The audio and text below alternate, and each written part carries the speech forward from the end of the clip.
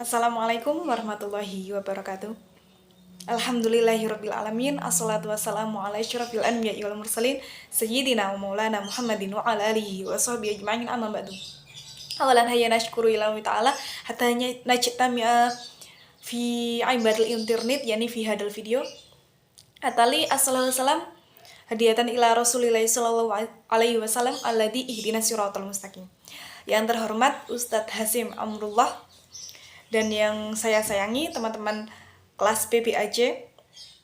Pada kesempatan kali ini saya Zahratul Robiah dengan NIM 210014140079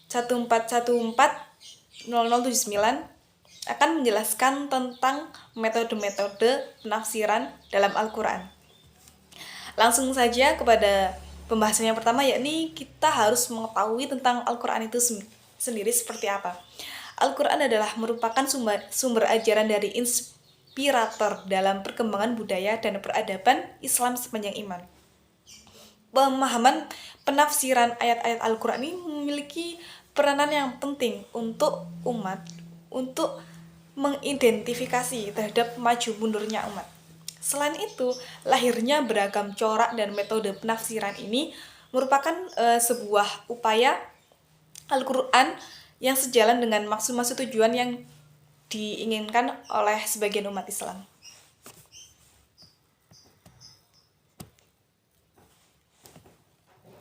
Di sini ada 4 metode penafsiran dalam Al-Quran, yaitu yang pertama adalah metode tahlili, yang kedua metode muqorin, yang ketiga adalah metode ijmali, yang keempat adalah metode maudhu'i. Langsung saja kepada metode tafsir yang pertama. Metode tafsir yang pertama adalah metode yang menjelaskan kandungan-kandungan ayat Al-Quran dari berbagai ayat Al-Quran dan memperhatikan runtunan ayat-ayat Al-Quran sebagaimana yang tercantum dalam mushaf. Metode tafsir ini yang biasa digunakan oleh ulama-ulama terdahulu. Membahas tentang metode tafsiri tentunya ada kelemahan dan kelebihan. Sebelum kita berbicara tentang kelemahan dan kelebihan metode tafsir tahlil ini, kita harus tahu ciri-ciri dari tafsir tahlil ini seperti apa. Yang pertama adalah membahas tentang ayat suci Al-Quran dari berbagai aspek. Jadi di sini dalam metode tafsir tahlili kita membahas Al-Quran dari beberapa aspek, tidak hanya dari aspek hukum atau aspek beribadah, tapi segala aspek. Yang kedua adalah mengungkapkan asbabun nuzul. Jadi dalam metode ini kita melibatkan asbabun nuzul Al-Quran di dalamnya. Yang ketiga adalah menafsirkan ayat per ayat dengan cara sistematis atau berurutan, dan itu korelasi berhubungan dengan ayat satu dengan ayat yang lainnya.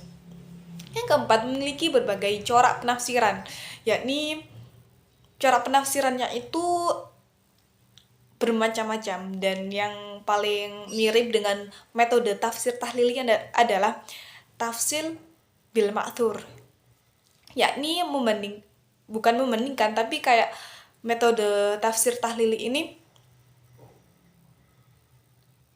mengandalkan ayat satu dengan ayat yang lainnya, sama halnya dengan tafsir bil ma'thur.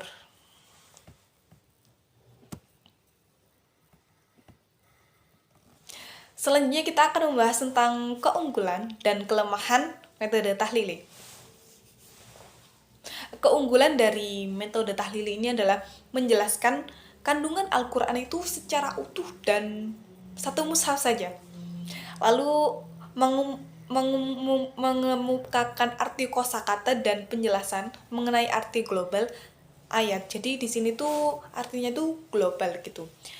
Tapi mengandalkan juga arti kosakata dan penjelasan yang mudah. Yang ketiga adalah mengemukakan munasabah atau korelasi hubungan ayat satu dengan ayat yang lainnya. Seperti di definisi metode tahlili tadi, kita meneliti atau menafsiri Al-Quran dengan menghubungkan ayat satu dengan ayat yang lainnya. Yang keempat adalah mufasir membahas asbabun nuzul dan dalil-dalil yang berasal dari Rasul, sahabat, dan tabi'in. Kelemahan selain keunggulan pasti memiliki kelemahan. Kelemahan metode tafsir tahlil ini adalah yang pertama itu menghasilkan pandangan yang parsial dan kontradiktif. Yang mana di sini parsial itu dalam artian kayak semisal kita membahas tentang bab khomer. Di ayat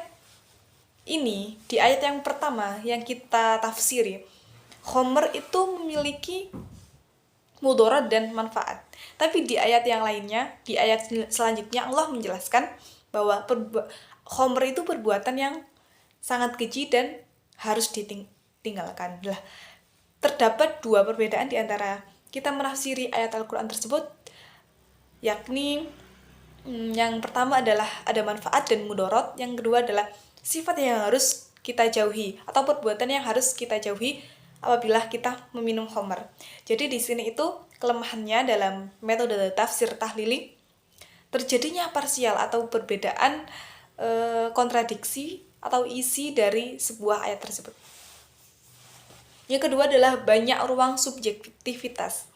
Di sini kita para mufasir pada zaman-zaman dahulu banyak mengemukakan pendapatnya untuk menafsiri Al-Quran sendiri. Karena itu kita kelemahan dalam metode tafsir tahlili ini adalah banyaknya ruang sehingga kita tuh bingung dalam maksud kita itu memilih penafsiran yang mana. Karena banyaknya ruang subjektivitas atau pemikiran-pemikiran mufasir pada zaman dahulu. Yang ketiga kelemahannya bahasanya itu mengikat, bahasanya itu sangat komprehensif tapi tidak mengikat ke generasi berikutnya. Jadi kayak stagnan di zamannya tersebut saja. Jadi kayak semisal pada zamannya ulama yang terdahulu metodekan tafsir Al-Quran ini, meneliti Al-Quran, tidak mencakup penjelasan ke generasi selanjutnya. Yang keempat adalah membuka peluang masuknya pemikiran Israiliyat. Jadi kelemahan selain kayak pandangan yang parsial, kontradiktif, itu juga membuka peluang pemahaman yang Israiliyat. Jadi di sini Israiliyat adalah kata berasal dari Bani Israel. Sudah tahu kan Bani Israel itu seperti apa? Pada zaman Nabi Muhammad ada Bani Israel. Bani Israel ini adalah orang yang sukanya itu bertanya-tanya. Pada zamannya Nabi Ibrahim. Bertanya-tanya tapi dia itu tidak memperhatikan itu pertanyaannya itu penting apa tidak. Jadi di sini Bani Israel itu kayak suatu kaum yang dicantumkan di dalam Al-Quran, yang kaumnya tersebut adalah kaum yang berisi orang-orang yang seperti orang jahiliyah kayak gitu. Jadi dia itu tidak mengandalkan pikirannya tapi langsung ceplos aja kalau ngomong. Di sini pemikiran Israiliyat seperti di dalam surat Yusuf itu kan terdapat dijelaskan di sana ada seorang laki-laki yang seorang laki-laki yang apabila dia itu beribadah tapi dia kalah dengan hawa nafsu perempuan, sehingga orang laki-laki itu terperosok dalam hawa nafsu anak perempuannya tadi. Di sini dikaitkan dengan pembahasan seorang laki-laki yang beribadah tapi terjerumus dalam hawa nafsu perempuan tadi, terkalahkan oleh hawa nafsu perempuan tadi. Orang-orang menyebutkan bahwa karena kan itu orang laki-lakinya itu tampan. Dan pada zaman era ini apabila ada orang perempuan yang melahirkan itu dikaitkan dengan surat Yusuf. Kalau membaca surat Yusuf katanya anaknya bisa tampan gitu. Di sini maksudnya peluang masuknya pemikiran Israiliyat itu seperti itu. Selanjutnya adalah penelitian Muqarrin. Apa sih penelitian Muqarrin itu?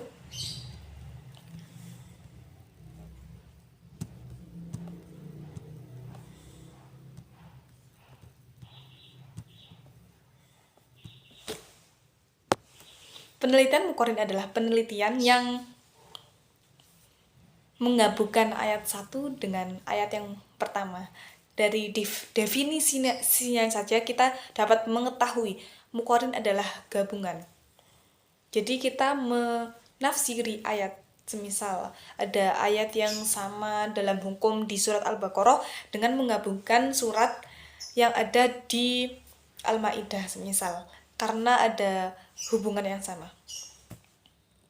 Lalu menuju metode yang ketiga, yakni adalah metode maudhu'i. Metode maudhu ini adalah metode yang menjelaskan secara outline, yaitu secara tema-tema. Jadi di sini kenapa sih metode maudhu'i ini digolongkan sebagai metode yang menafsirkan per babnya, misal kayak bab warisan sendiri, bab hukum syariat seperti sholat sendiri gitu. Dan metode maudhu'i ini adalah metode yang sangat relevan digunakan zaman sekarang, karena kan kita pada zaman modern ini maunya yang kayak praktis, jadi kita langsung kayak seumpama buku itu ada daftar isinya. Lah metode maudhu'i ini seperti ini, dan metode maudhu'i ini lebih mudah dari metode-metode yang lainnya karena kita itu dapat menemukan suatu hal atau permasalahan dengan melihat judulnya apa, seperti kayak judul warisan, pernikahan, atau hukum-hukum yang lainnya. Yang terakhir adalah metode ijmali, yaitu metode global. Lah, metode global ini adalah bagaimana kita mufasir itu menafsiri ayat Al-Quran secara global, secara umum, globalnya saja. Dan metode ini itu metode yang paling banyak digunakan untuk pembelajaran yang ada di pondok, seperti tafsir Jalalain. Di dalam tafsir Jalalain itu kita dapat memahami isi ayat Al-Quran dengan tafsir yang sangat mudah sekali. Baik, sekian presentasi dari saya. Apabila ada kata-kata yang kurang atau kata-kata yang salah, saya mohon maaf kepada Ustadz dan teman-teman sekalian. Wallahul muwaffiq ila aqwamit thoriq. Wassalamualaikum warahmatullahi wabarakatuh.